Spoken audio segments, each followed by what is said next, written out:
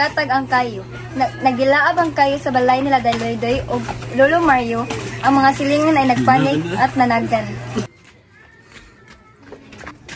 Lo, asa ka lo? Asa na mga Lolo Mario?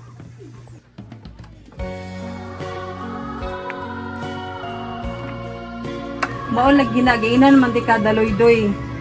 Imong lolo mo hinungdan aning sunugag ang angura biya na. Tama na na Mirna. Dili buang ang ululo. Dili siya hinungdan aning sunuga. Nakainomdom si Daloydoy sa mga panahon na wala pa nagantos sa kalimot ni Lolo Mario.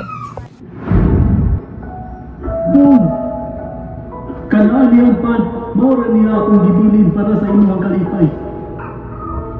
Salamat no, ikaw ra akong ginikanan, dili ka bayran imong pagmahal. Naunsa ka man, kinsay nagbuhat ani sa imuha?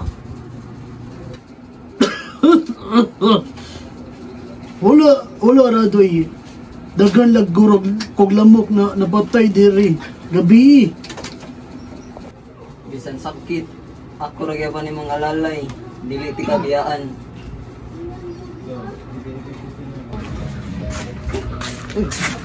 Daloydoy. Lolo man jud. Nang nagnut nagtanduay, mo ato nakulatahan siya. Binuang na, noy kaloy, dili mo inom akong lulo. Kamo ra mga walay ayo. Ta ninyo kana siya si Daloydoy o iyang lolo mao'y tag-iya sa balay nga nasunog. Di ango manggod.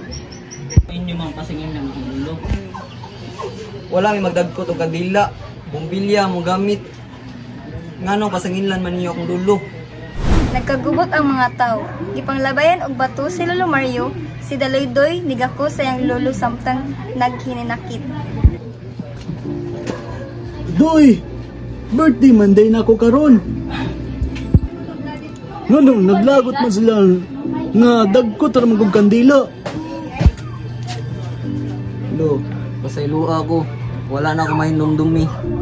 Ang kalayo na palong, pero ang kasakit nagpabilin.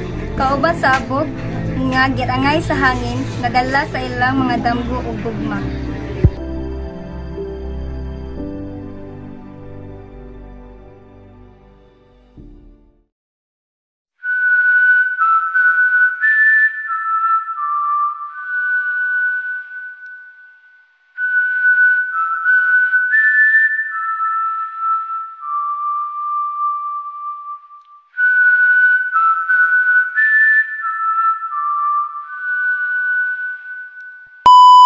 Bisang kalibutan, ang ugma dili jud mabalong.